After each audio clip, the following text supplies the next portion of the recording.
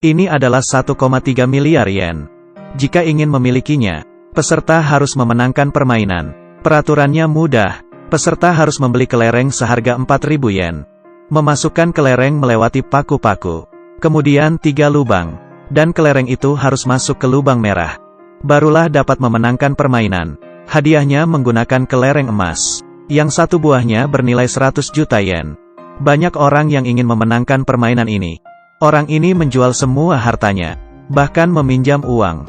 Tapi dirinya tidak bisa memenangkan permainan. Permainan ini tampak seperti game yang adil dan mengandalkan keberuntungan. Padahal permainan ini dikendalikan si penyelenggara. Sebuah permainan pinball yang dapat menghancurkan. Disebut juga sebagai monster rawa oleh para pemainnya. Untuk memenangkan permainan, Xiao Shuai dan seorang paman memutuskan untuk bekerja sama. Mereka datang ke rumah si paman. Paman menunjukkan mesin pinball yang mirip. Di sini mereka akan dibantu oleh Xiao Mei. Paman pun mulai menjelaskan rencananya.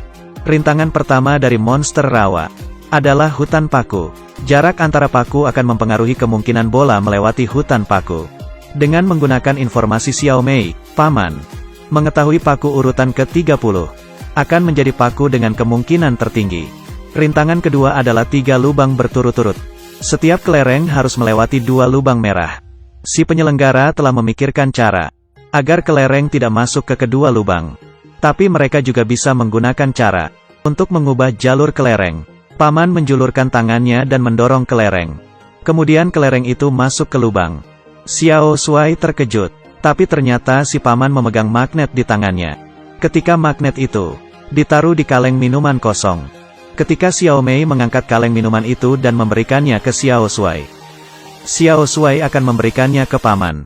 Semuanya sudah siap, dan pada hari rencana, Xiao Shuai akan masuk duluan, diikuti oleh paman. Paman memesan bir dari pelayan, yang akan diberikan Xiao Mei ke Xiao Shuai. Bir itu adalah buatan mereka. Sementara itu, setelah bir diberikan ke Xiao Shuai, paman akan mencoba mengontrol kelereng dengan pikirannya. Tentu saja gagal. Kemudian Xiao Shuai memberikan bir berisi magnet kepada paman. Sejauh ini, rencana mereka berjalan mulus. Kelereng berikutnya akan menentukan keberhasilan mereka. Paman mengulurkan magnetnya, tapi tiba-tiba magnet itu berubah jalur. Paman kalah permainan ini, dan birnya jatuh ke tumpukan kelereng. Kelereng yang jatuh ditangkap oleh penjaga mesin, dan dirinya melihat kaleng bir yang terjatuh. Xiao Shuai dan paman seketika panik. Cara curang mereka terbongkar. Si penjaga mengambil kaleng bir itu dan memberitahu paman untuk menghindari medan magnet. Semua kelereng mereka tidak terbuat dari besi. Xiao Mei mengkhianati mereka. Pihak permainan memutuskan untuk memberi paman satu kesempatan mengikuti sebuah permainan yang berhadiah 30 juta yen. Dan jika menang, dirinya bisa bermain lagi. Apakah yang direncanakan si penyelenggara? Xiao Shuai dan paman bisa memenangkan satu permainan lagi. Di balik 3 jeruji ini terdapat seorang wanita cantik. Seekor singa lapar. Jeruji ini akan terbuka jika peserta salah membuat keputusan. Akan menjadi makanan singa. Anak muda ini terlilit banyak hutang. Dia terpaksa mengikuti permainan ini dengan kekasihnya. Kaki kirinya digembok. Permainan pun dimulai. Orang-orang selain dirinya dapat melihat nomor yang benar adalah 2. Pada saat terakhir wanita ini masih sempat berkata, "Aku ingin hidup dan mati bersama dirimu." Tidak lama lagi. Pilih satu nomor. Anak muda itu memilih nomor 1. Mengeluarkan singa. Singa yang lapar mengejarnya dan memakan hidup-hidup. Si wanita itu sangat senang. Karena dia menang. Mendapat uang hadiah 3 juta yen. Selanjutnya adalah giliran Xiao Shuai. Di jeruji satu lagi ternyata adalah Xiao Mei yang mengkhianatinya. Kaki Xiao Shuai juga diborgol. Xiao Mei menyuruhnya untuk memilih nomor 3. Tapi Xiao Mei telah mengkhianatinya. Apakah perkataannya dapat dipercaya?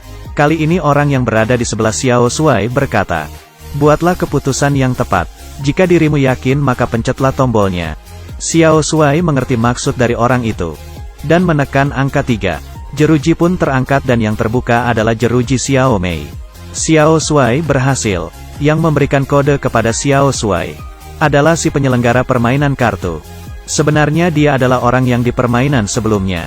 Musuh Xiao Shuai, yang pernah berkata kepada Xiao Shuai, keberanian, nyali, dan keyakinan. Yang paling penting adalah keyakinan. Dirinya ingin bergabung dengan Xiao Shuai dan berbagi hasil setelah memenangkan monster rawa. Ketika mereka sedang membicarakan strategi, Xiao Mei yang telah diusir kembali lagi ke sini. Xiao Mei yang telah diusir kembali lagi ke sini. Xiao Mei yang diantar kembali bertanggung jawab untuk membeli makanan. Dan vas bunga ini, Xiao Shuai dan mereka ingin merencanakan strategi. Tapi Xiao Mei malah pergi keluar. Di hari pelaksanaan rencana mereka, rintangan hutan paku berhasil dilewati, tapi hutan paku kali ini tidak bisa dilewati semudah itu. Pengawas permainan ikut campur. Dirinya sudah tahu akan rencana Xiao Shuai dan teman-temannya. Ternyata Xiao Mei sudah mengkhianati mereka sekali lagi. Di dalam vas bunga yang dibeli oleh Xiao Mei, terdapat alat penyadap. Xiao Shuai dan teman-temannya berpura-pura sebagai staf pindah rumah. Diam-diam menyeludupkan sebuah kelereng. Rencana untuk menukar sebuah kelereng langsung ketahuan. Pengawas permainan mengambil segenggam kelereng, menaruhnya di alat pengetes kelereng, dan terungkap, tidak ada kelereng yang ditukar. Xiao Shuai berkata, aku sudah tahu bahwa Xiao Mei akan berkhianat. Jadi itu adalah rencana palsu. Rencana asli mereka adalah untuk menyusup melalui langit-langit ruangan manajer, menggunakan peralatan elektromagnetik, mencuri besi yang mengatur jarak antar paku, lalu menukar bola dari batang besi itu, dan mengembalikannya. Membiarkan si manajer memasang besi itu sendiri. Mudah untuk diatur. 3 roulette berurutan. Cara apa yang akan digunakan Xiao Shuai untuk melewatinya? Di mesin in, isinya adalah kelereng emas, yang satu buahnya seharga 4.000 yen. Pemenang dapat mengambil semuanya. Sebelum permainan Xiao Shuai menyadari sesuatu. Lantai dari tempat permainan agak aneh. Begitu juga dengan sudut dari roulette. Ada kemiringan tertentu. Tapi agar pemain tidak sadar, penyelenggara mengakali untuk memiringkan mesin dan lantai.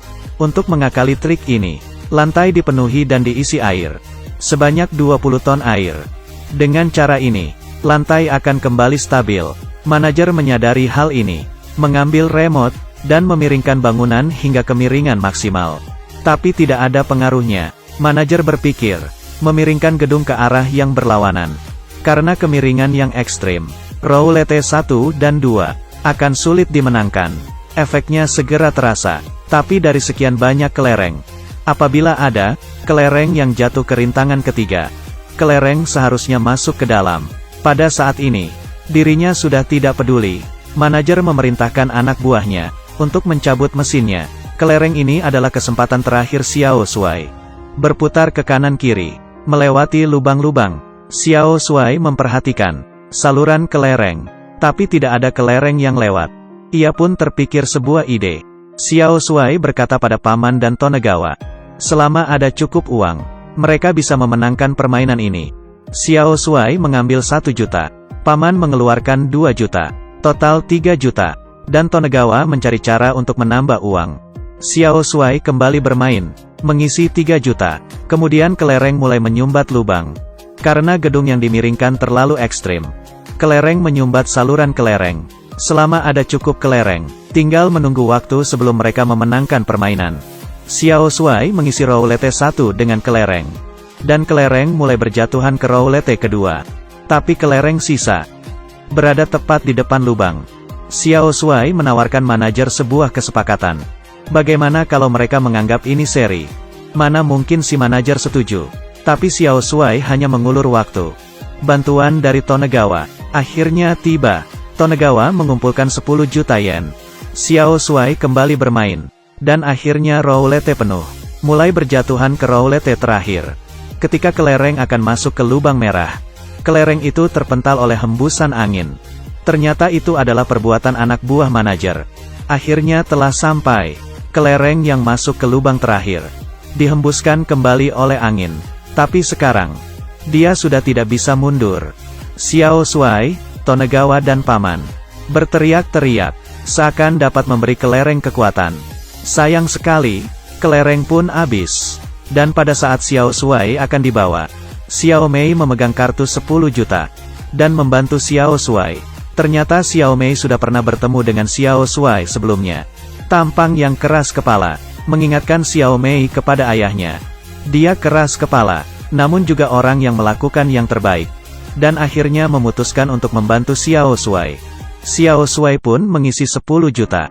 Ini adalah kesempatan terakhir dirinya. Ketiga lapisan sudah terisi penuh dengan kelereng. Angin sudah tidak bisa meniup kelereng itu. Xiao Shuai luar biasa. Kelereng emas mulai berjatuhan ke dalam lubang. Dan mesin itu mengumumkan Xiao Shuai menang.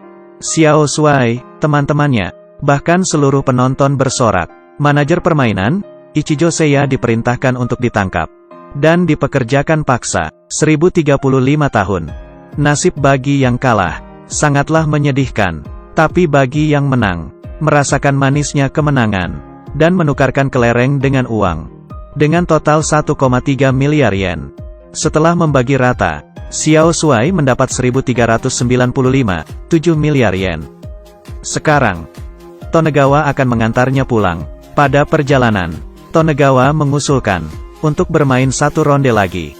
Permainan yang sama, permainan Raja Budak, permainan Raja Budak. Tapi baru saja separuh jalan, asap keluar dari kendaraan mereka. Bagasi mereka mulai terbakar. Dan pada saat Xiao Shuai keluar dari mobil, mobil mereka meledak, semua kekayaan mereka juga ikut terbakar habis.